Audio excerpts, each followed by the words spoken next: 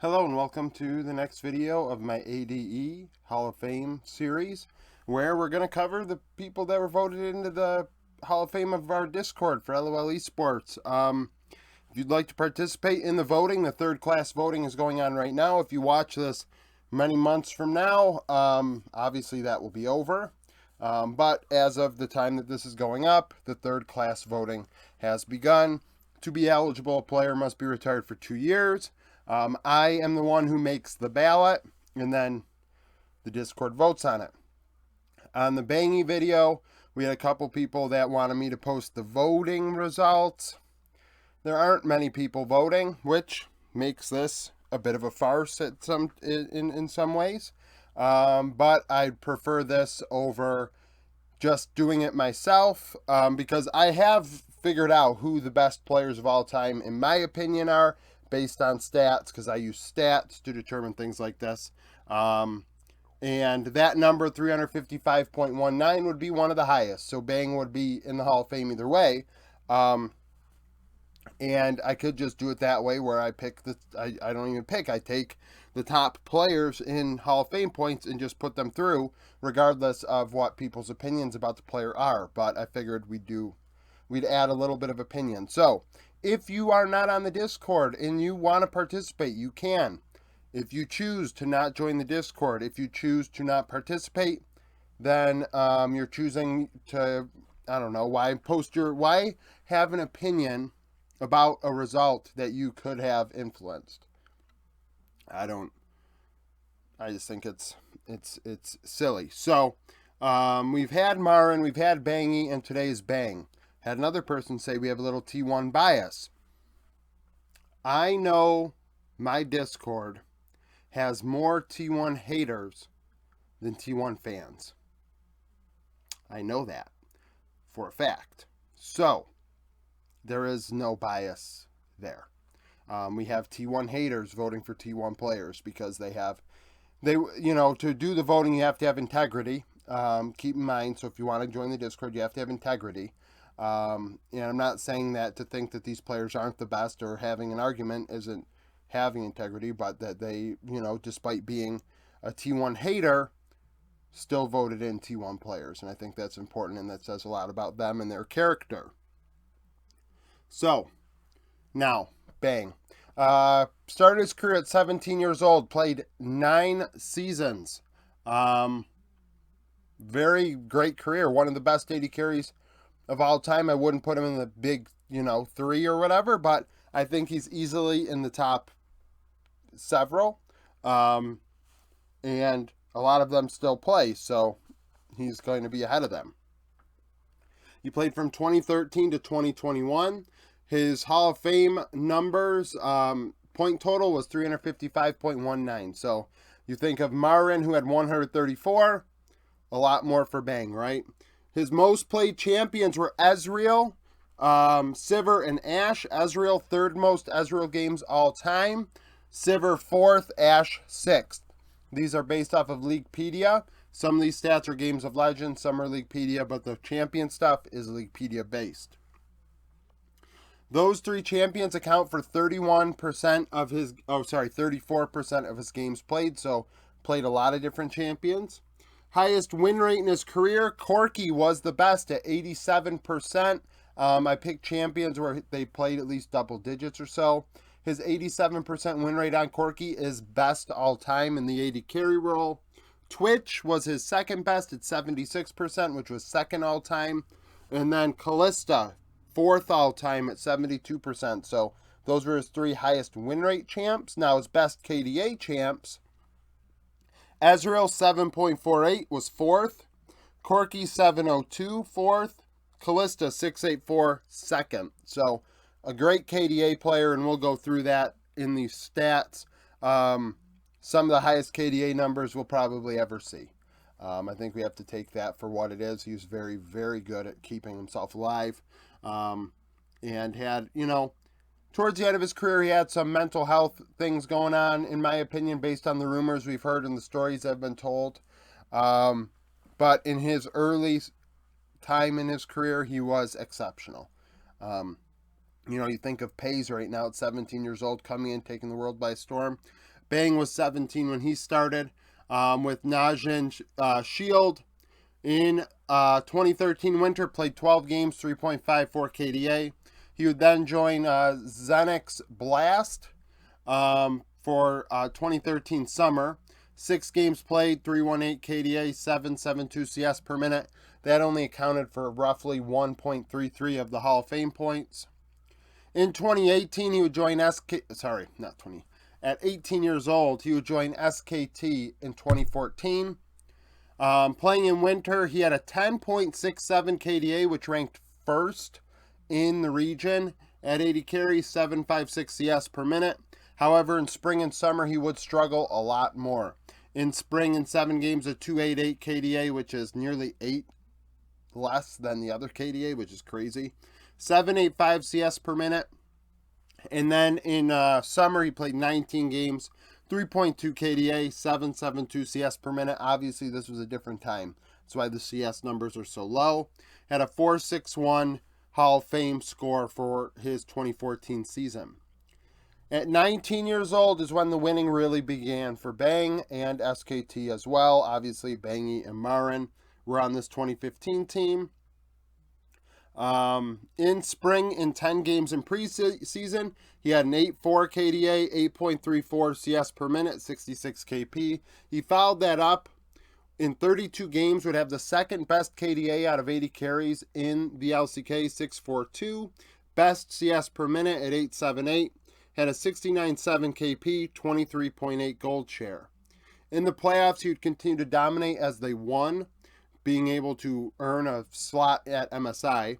In 8 games, had a 7 KDA, 861 CS per minute, a 78% KP, so heavily involved in that run, 23.7 gold share. At MSI, his numbers were not as good as they were in the LCK, to say the very least. Despite the team doing very well, Bang, in my opinion, based on stats, I didn't watch 2015 MSI. He was not the, he had a great moment, which I'll mention, but otherwise these numbers aren't great.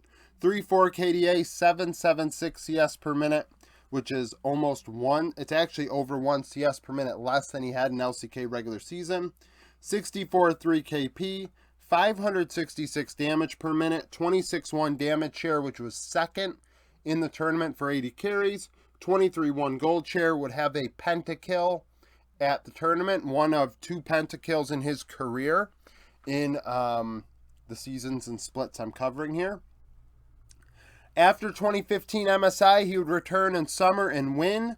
In 41 games, had a 596 KDA, which ranked third, 836 CS per minute, 60.2 KP, 567 damage per minute, and a 22.6 damage share. So a little more utility there.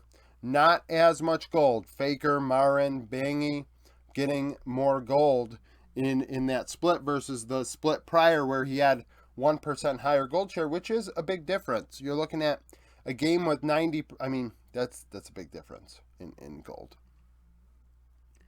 Playoffs, he only played 3 games, 10 KDA, 836 CS per minute, 66.7 KP, 503 damage per minute, 25 damage share, 22.9 gold share.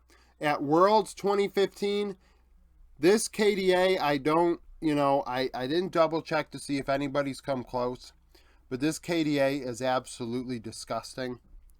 In 16 games on their way to their first championship, Bang would have a 15.83 KDA, which ranked first, 891 CS per minute, 69.3 KP, 580 damage per minute, 28.6 damage share, 23.8 gold share, and 3 solo kills. His 2015 year resulted in nearly 101 Hall of Fame points because, he won Worlds, deep run at MSI, won domestically, put up a ton of stats. You can't ignore that his 2015 was super, super strong. He would follow that up in 2016 with another great split, great season. In 41 games, Bang would have a 6.3 KDA, which ranked second. His CS per minute would go up nearly 1 CS compared to what it was in 2015 summer, now at 933. ranking second in the LCK. 65.9 KP, 590 damage per minute, which was second. 29.1 damage share, 22.9 gold share. Would have his second pentakill of his career, including one solo kill as well. In 2016 spring, Bang would win spring, which would result in them getting a trip to MSI once more. In 11 games, he had an 836 KDA, which was exceptional. 10.15 CS per minute, absolutely disgusting. 73.1 KP, 756 damage per minute, which would start a bit of a meta here for T1, and I'm sure others, where Bang dealt a lot more damage than he'd been doing previously. 33.3 damage share, 1/3 of the team's damage, which was the highest in his career, I believe, at any point. 23.9 gold share, 1 solo kill in the LCK playoffs in spring 2016. At MSI, they would win. 17 games played, 6.68 KDA, which was first amongst AD carries. 937 CS per minute was first. 70.3 KP was second. 769 damage per minute was first. 31.4 damage share was first. So he was first or second in literally all these categories amongst AD carries at MSI 2016. 23.3 gold share, 3 solo kills. He would return to LCK in 2016 summer with that, with that momentum dominant 2015, another dominant 2016, because 16 summer, 6.3 KDA was first again. 935 CS per minute was first. 73.7 KP, 712 damage per minute was first. 30.4 damage share was first. 23% gold share was third. So really just a exceptional 2016 where he was arguably the best AD carry in the LCK. In the playoffs, he did drop off. In 5 games, had a 206 KDA, 10.28 CS per minute, 84.6 KP, so 85% of the team's kills had Bang's fingerprints on them. However, he did die more than he had at any other point in his career. 206 KDA is the worst on this board. 710 damage per minute, 30.9 damage share, 24.3 gold share. However, they would go to Worlds and win again. So despite struggling in the playoffs, still found a way to win it all. In 20 games, a 6.32 KDA was second. 959 CS per minute was second. 67.6 KP. 692 damage per minute was first. 29.7 damage share was third. 22.8 gold share, 3 solo kills in those 20 games. So at both events, you could argue Bang was the best. Bang in 2016, I think there's an argument to be made he was the best AD carry in the world. These numbers at the events were exceptional. The numbers in the LCK were exceptional. We could say that other players maybe that didn't get to go to MSI or Worlds could be comparable, but they didn't get there, right? And I'm not one for saying, and I think I talked about this with somebody in the comments yesterday, I'm not one for saying that you need to win Worlds to be considered one of the best of all time. However, I will say that when you're comparing one season and saying to ourselves who is better this year, it's really easy to beat up on your domestic competition, sorry for hitting the mic, and then not having to show up at an international event to actually see if you can beat people outside of your region, where Bang really dominated at his year 20, so his age 20 season, he did exceptional. 2015 really turned a corner for him, and 2016 was also very good. So that's it for the first part. Now on to the other board for the rest of his career. Okay, now for the second half of his career, by the way, in his 2016 season, it was his best year Hall of Fame point-wise, where he had over 119 points. In 2017, at 21 years old, he'd put together another good year. 42 games in spring, he would have the best KDA at 653, 9.1 CS per minute, 63.3 KP. Had the most damage per minute at 601, 27.3 damage share, 22.1 gold share, 3 solo kills. In 2017, definitely not as big of a deal in the gold department as he was the 2 previous seasons. A lot of 22% in the spring first half of 2017. The meta really dictating that, I imagine. In 3 games played in spring playoffs, 18.5 KDA. So they did very well in 2017 spring playoffs. 8.5 CS per minute, 60 KP, 609 damage per minute, 31.3 damage share, 22 gold share, 1 solo kill. At MSI 2017, in 17 games, he'd put up a 5 KDA. That was first amongst AD carries. 8.7 CS per minute, 61.1 KP. 573 damage per minute was second. 27.5 damage share was also second. And 21.5 gold share. So very low in that way. 8.7 CS per minute kind of tells me that as well. 4 solo kills. Excuse me. In 2017 summer, returning home, his numbers would definitely improve as the meta shifts. In 41 games, had a 4.9 KDA, was second. His CS per minute would go up to 9.7, which was a full CS better than it was at MSI. 64.9 KP ranked second. 550 damage per minute ranked second. 28.6 damage share ranked third. 23.1 gold share, 3 solo kills. In the playoffs, his numbers would improve. In 14 games, had a 5.6 KDA, 10.1 CS per minute, 66.4 KP, 565 damage per minute, 31.3 damage share, 23.6 gold share. All of those numbers are better than he did in summer, regular split. So definitely stepped it up in the playoffs. Had a long run at Worlds in 19 games, falling short. But still, very good year for him. These numbers did not rank highly amongst other AD carries at the event. 4.5 KDA, 9.4 CS per minute, 62.6 KP, 587 damage per minute, 32.8 damage share, 22.7 gold share. However, this, we have to keep in mind, would be the last time that Bang would go to an international event. He never would go again after his age 21 season in 2017, where he had nearly 86.5 Hall of Fame points. In 2018, he would play his final season with SKT at 22 years old. In 46 games, he had the best KDA out of 80 carries at 9.5 in spring. 11 CS per minute. The meta definitely favoring 80 carries and farming at that time. 75.9 KP was third. So 3 out of every 4 kills, Bang was involved. 650 damage per minute was third. 34.2 damage share was second. 24.3 gold share, 3 solo kills. In the playoffs, in 7 games, he'd have an 11.2 KDA, but that was not enough. 10.8 CS per minute, 76.8 KP, 720 damage per minute. Looking at these boards, that is the third best he ever had, but could not get it done. 34.8 damage share might be the best he ever had in terms of damage share.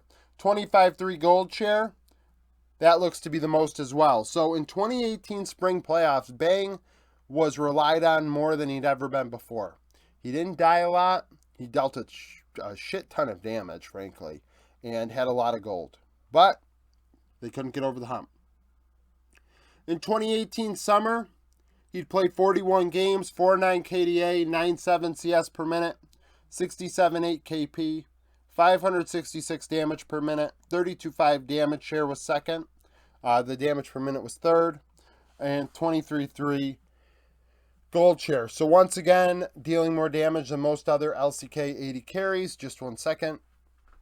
All right, so another good split in terms of damage. KDA obviously a lot lower than it was in spring. CS lower, and in the playoffs would once again look good stat-wise, but only got 5 games out of it. Unable to finish the deal.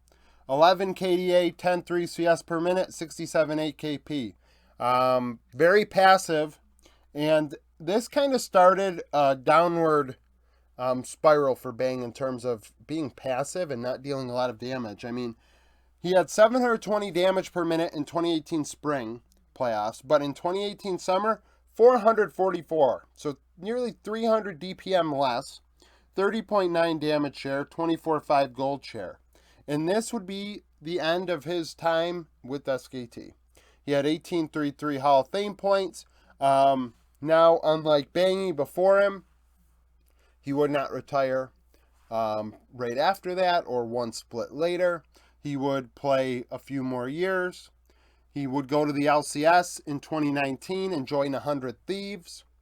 In 18 games, he had a 4.1 KDA, 9.4 CS per minute, 68.7 KP, 534 damage per minute, 34.7 damage share, ranked first amongst 80 carries in the LCS.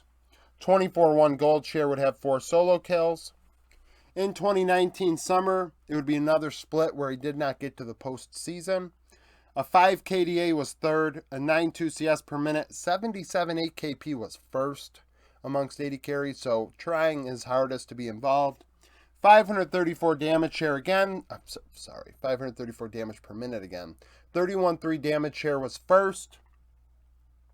24.2 gold share. So once again, dealing more damage than any other 80 carry relative to his team.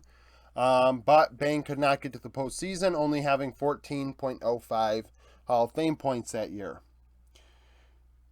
He would leave 100 Thieves and join EG, so Evil Geniuses, in 2020 at 24 years old. In spring, he would put up numbers that reminded you of his LCK days, frankly.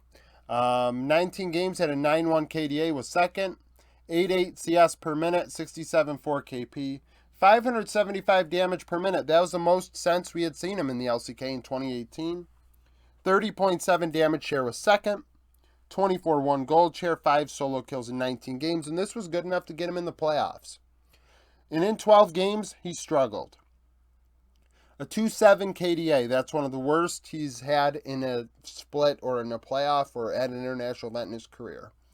9.2 CS per minute, 69.3 KP, 485 damage per minute, so not involved once again in terms of dealing damage. 26 damage share, so went from nearly 31% of the team's damage to 26.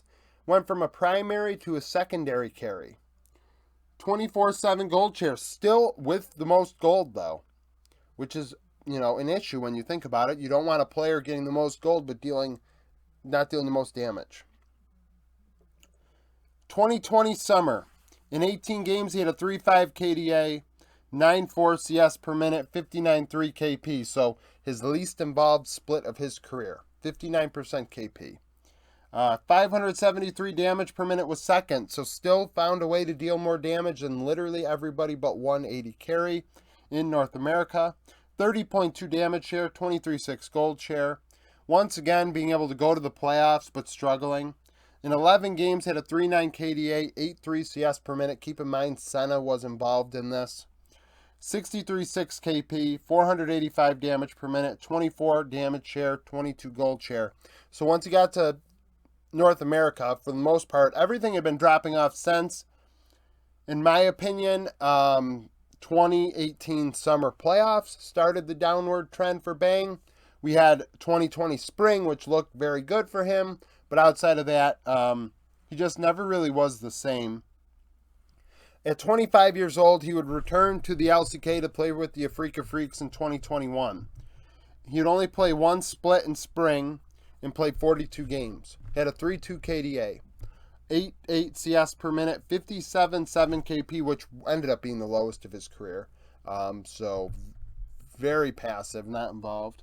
411 damage per minute, lowest, 22% of AF's damage. So, 23.6 gold share, 4 solo kills, that split. Like I said, unlike Bangy, he played a little bit longer. Now, does that taint people's opinion of him? I'd like to think that doesn't, because he ended up getting voted in. But I do wonder if that does taint people's opinions, that he went to North America and never really returned to form. Because really, I thought he was definitely Hall of Fame worthy before going to North America, right? A very, very good player, a champion multiple times.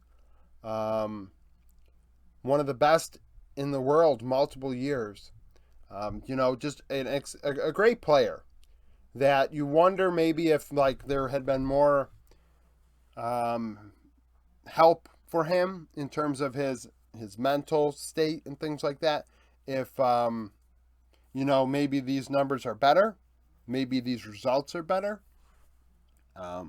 It's just unfortunate. It's like the classic case of somebody coming back and playing too long.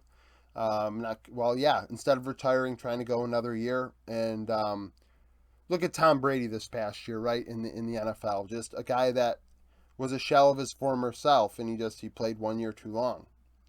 Peyton Manning, frankly, probably played 1 year too long. He was injured for part of the season and really was an afterthought when the Denver Broncos won the Super Bowl that year.